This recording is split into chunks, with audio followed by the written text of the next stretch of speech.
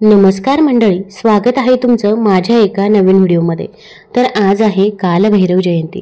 मी तुम्हाला कालभैरव जयंतीची कथा सांगणार आहे, त्यामुळे व्हिडिओ स्किप न करता शेवटपर्यंत जरूर बघा।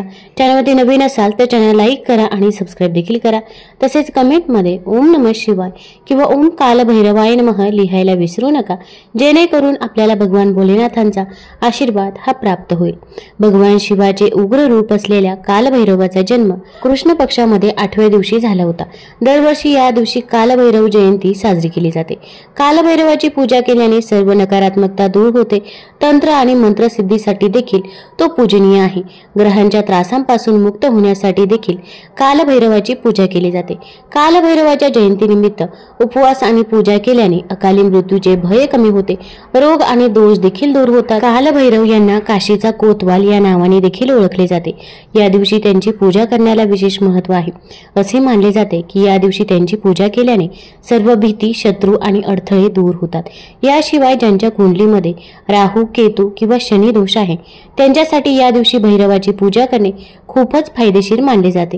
तंत्र आणि मंत्र पद्धतींसाठी देखील या तिथीचे विशेष महत्त्व आहे। या दिवशी कालभैरव मंदिरात जाऊन किंवा घरी कालभैरवाचे मंत्र जप करूनही तुम्हाला फायदा होऊ शकतो। कालभैरव जयंतीच्या दिवशी पूजा केल्यानंतर तुम्ही भैरव बाबांना गोड भाकरी, नारळ किंवा जिलेबी अर्पण करू शकता। कालभैरवासमोर मोहरीच्या तेलाचा दिवा लावा। तसेच या दिवशी भैरव चालीसा किंवा भैरव अष्टकाचे पठण करा। असे केल्याने सर्व नकारात्मक ऊर्जा तुमच्यापासून दूर राहते आणि सकारात्मक ऊर्जेचा प्रभाव वाढतो, ज्यामुळे तुमच्या जीवनात आनंद आणि शांती येते। कालभैरव जयंतीला तुम्ही काळ्या कुत्र्याला भाकरी किंवा दूध नक्कीच अर्पण करू शकता, कारण काळ्या कुत्र्याला भगवान भैरवाचा सेवक आणि वाहन मानले जाते। असे केल्याने भगवान भैरव प्रसन्न होतात आणि भक्तावर आपली कृपा देखील वर्षाव करत राहतात। शिव महापुराणात वर्णिलेल्या ब्रह्माजी आणि भगवान विष्णू यांच्यातील संवाद हा कालभैरवाच्या उत्पत्तीशी संबंधित आहे। एकदा भगवान विष्णूने ब्रह्माजींना विचारले की या विश्वाचा सर्वोत्तम निर्माता कोण आहे। या प्रश्नाला उत्तर देताना ब्रह्माजींनी स्वतःला श्रेष्ठ म्हटले। ब्रह्माजींचे उत्तर ऐकून भगवान विष्णू त्यांच्या बोलण्यातील अहंकार आणि आत्मविश्वासाने क्रोधित झाले आणि ते एकत्रितपणे आपल्या प्रश्नाचे उत्तर देण्यासाठी 4 वेदांकडे गेले। सर्वप्रथम ते ऋग्वेदात पोहोचले। ऋग्वेदाने त्याचे उत्तर ऐकले तेव्हा तो म्हणाला, शिव श्रेष्ठ आहे, तो सर्वशक्तिमान आहे आणि त्याच्यात सर्व सजीव समावलेले आहेत। हा प्रश्न यजुर्वेदाला विचारला असता त्यांनी उत्तर दिले, ज्याची आपण यज्ञाद्वारे पूजा करतो तो श्रेष्ठ आहे आणि तो महादेवाशिवाय दुसरा कोणीही असू शकत नाही। ब्रह्माजींचा अहंकार शांत झाला नाही आणि त्यांच्या उत्तरावर ते जोराजोरात हसायला लागले।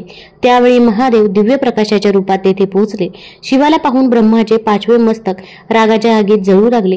त्याच वेळी भगवान शंकराने आपला अवतार निर्माण करून त्याला काल असे नाव दिले आणि सांगितले की तो कालाचा म्हणजेच मृत्यूचा राजा आहे। काळाचा किंवा मृत्यूचा राजा दुसरा कोणी नसून शिवाचा अवतार भैरव होता। भैरवाने ब्रह्माचे जळणारे डोके धडापासून वेगळे केले।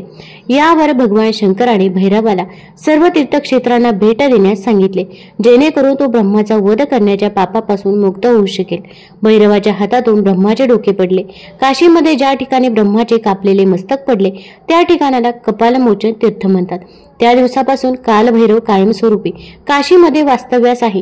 असे मानले जाते की जो कोणी काशी क्षेत्रासाठी जातो किंवा तिथे राहतो त्याने कपालमोचन तीर्थाला अवश्य भेट द्यावी। काशी शहराच्या रक्षणाची जबाबदारी कालभैरवावर सोपवण्यात आली आहे, म्हणूनच त्यांना काशीचा कोतवाल म्हणतात।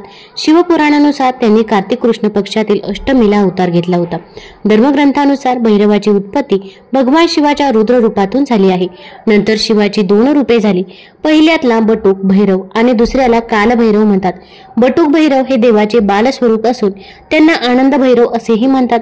तर कालभैरवाची उत्पत्ती एका शापामुळे झाली, म्हणून तो शंकराचा उग्र अवतार मानला जातो। या शिवरूपाची पूजा केल्याने भय आणि शत्रूपासून मुक्ती मिळते आणि संकटांपासून मुक्ती मिळते।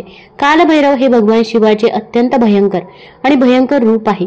भैरव शिवाचा भाग दुष्टांना शिक्षा करणारा मानला जातो, म्हणून त्यांचे नाव दंडपाणी देखील आहे। शिवाच्या रक्तातून भैरवांचा जन्म झाला असे मानले जाते, म्हणून त्याला कालभैरव म्हणतात। एकदा भगवान शिवावर अंधकासुराने हल्ला केला तेव्हा महादेवाने त्याला मारण्यासाठी आपल्या रक्ताने भैरवाची निर्मिती केली। शिव आणि शक्ती या दोघांच्या पूजेमध्ये प्रथम भैरवाची पूजा करावी असे सांगितले जाते। कालिका पुराणात भैरवाचे वर्णन महादेवाचे गण म्हणून केले आहे आणि नारद पुराणात कालभैरव आणि महादुर्गा या दोघांचीही पूजा या दिवशी केली जाते असे सांगितले जाते। काही पुराणांनुसार शिवाच्या अपमानामुळे भैरवाचा जन्म झाला हे जगाच्या प्रारंभाबद्दल आहे असे म्हणतात की एकदा जगनिर्माता ब्रह्मदेवाने भगवान शंकराचा पोशाख आणि त्यांच्या गणांचे स्वरूप पाहून शिवाला तिरस्कारयुक्त शब्द बोलले। शिवाने स्वतः या अपमानाकडे लक्ष दिले नाही, परंतु त्याच वेळी त्याच्या शरीरातून एक भयंकर आकृती प्रकट झाली। रागाने थरथर कापत आणि एक मोठी काठी घेऊन ती आकृती ब्रह्मदेवाला मारण्यासाठी पुढे आली। हे पाहून ब्रह्मदेव घाबरून ओरडले। शंकराच्या मध्यस्थीनंतरच ती आकृती शांत झाली। रुद्राच्या शरीरातून जन्मलेल्या याच शरीराला महाभैरव हे नाव पडले। नंतर शिवाने त्यांना आपल्या पुरी काशीचा कोतवाल म्हणून नियुक्त केले। तुम्हाला जर ही कथा आणि ही माहिती आवडली असेल तर चॅनल लाईक करा, सबस्क्राईब करा आणि आपल्या मित्रपरिवारासोबत जरूर शेअर करा। धन्यवाद।